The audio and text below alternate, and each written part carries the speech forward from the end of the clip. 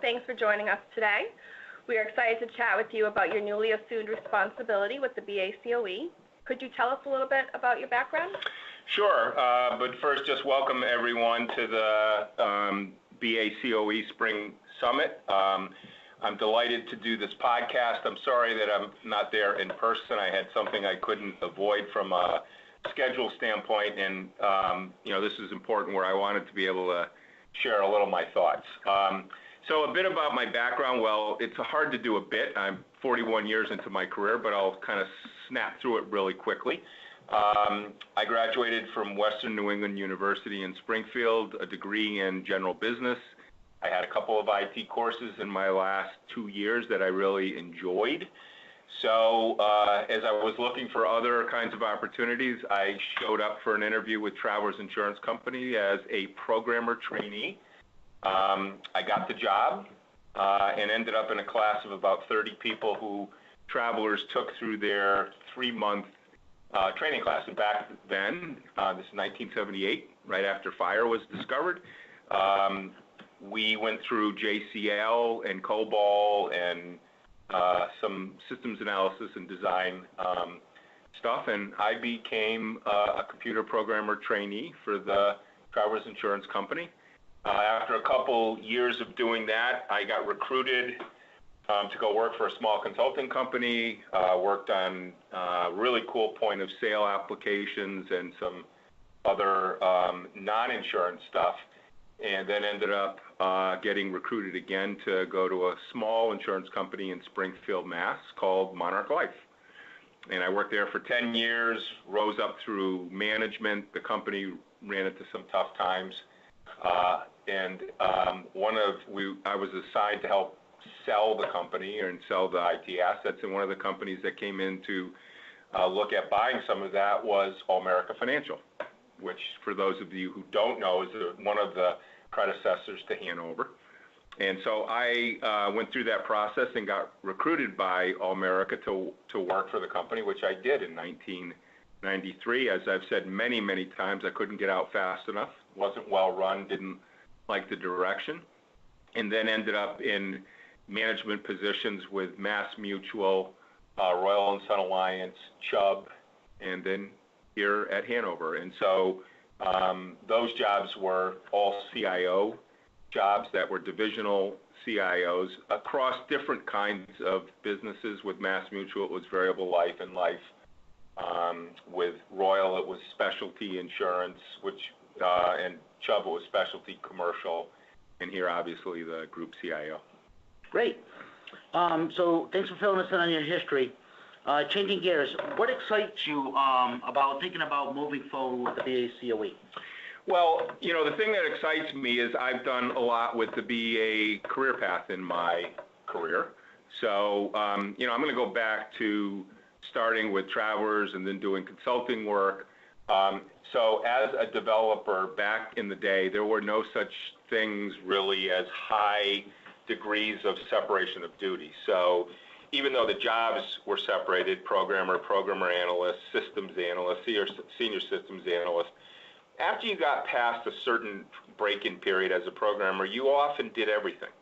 There was no architecture. You designed, so you went out and got your own requirements. You designed your own systems. You wrote your own code. You tested your own code.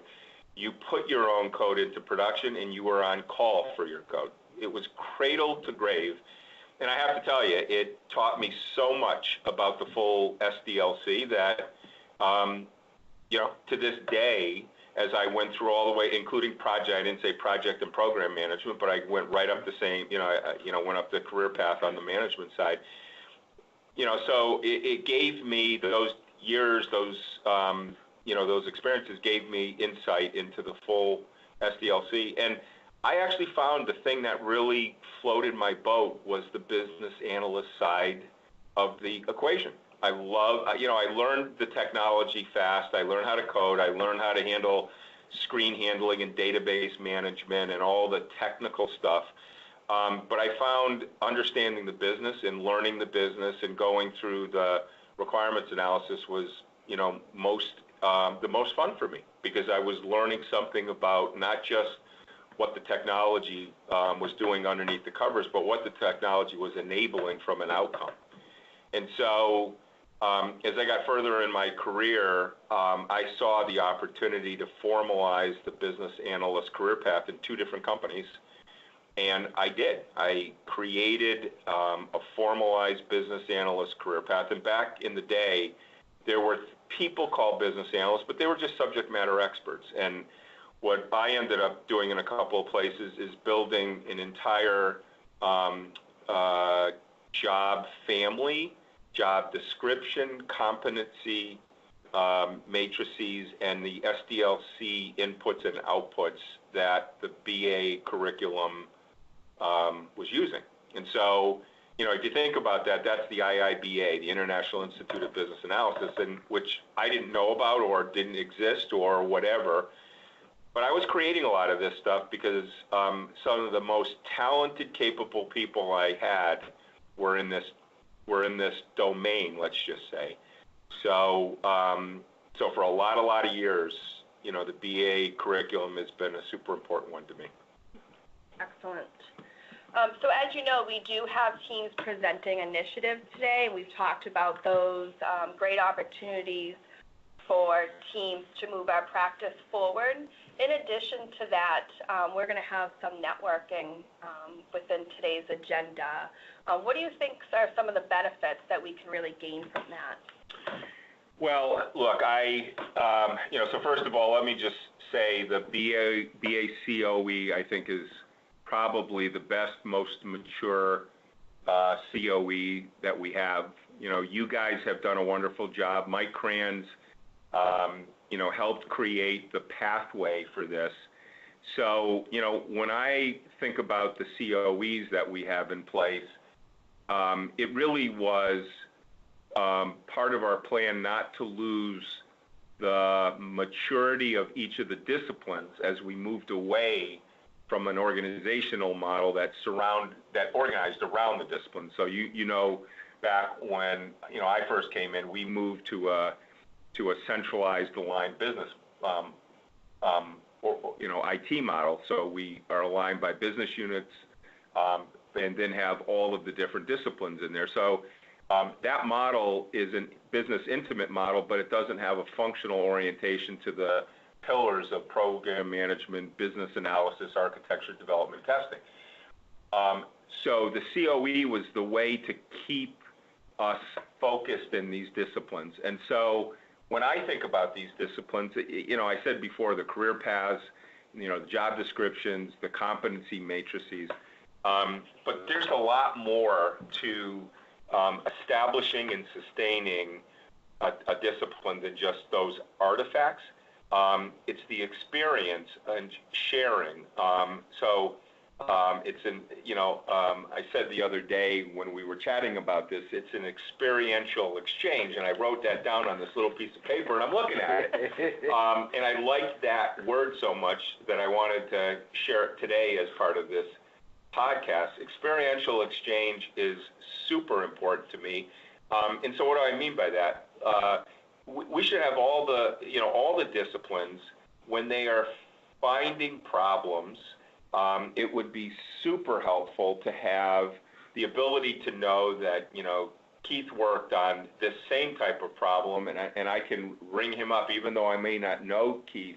I know he did a project this way, and Aaron may have worked on something slightly different. But I have a network of people within my company that if I'm having challenges of thinking through the approach, the estimating, the outcomes, the testing strategy, any of those things, that there is something brokered into our CoE that allows for that experiential exchange. So, as you guys both know, Keith and Aaron, I as we talked about this yesterday in preparation for this, I think that should be an element of what you guys look at. People should be able to have time to share their experiences, to take projects and programs, and to share the experience of their what they learned from that. And there's, you can look at it from the standpoint of best practices, but it can just be things to look ahead as you're going down a project path, and the kinds of bumps in the road that people might learn from the experiences that come. So I would encourage you to try to find as many different types of, projects and program experiences that you can maybe have presented and shared so that people have a way of knowing where there's a good lesson learned repository. But, when I think about the initiatives and the opportunities and the networking, it goes beyond that. There's just good educational opportunity at time for people to learn what's next in my career, and there's someone who's moved up the career path, and I'd like to be able to work on projects and programs of that complexity. At times there's just things that are informative. So you guys can use the BA CoE as a way of sharing things that may not just be specific to the business analyst domain. You guys have process modeling in here. You've got business acumen, and you've got career trajectory. But there's a lot of things going on around innovation and robotic process automation, and as we're spinning up digital and data and analytics, you're going to find more and more and more of these things. I just think it's a way of expanding your, you have a venue, you have a CoE, you have people sitting there that you are helping to educate and stimulate and challenge. Why not use the opportunity to take advantage of that and bring more to the table for the group? So I think it's just well done. Perfect. Well, on behalf of Aaron and myself and the entire BA CoE, we want to thank you for taking on this new leadership role and helping us move forward in that, and we look forward to seeing you at the next one. Well, I will just say thank you. I look forward to being at the next one, and I have a passion, if you can't tell, around this, so get ready. Perfect. Perfect. Sounds good. Thanks, Mark. Excellent. Thank you. Take care.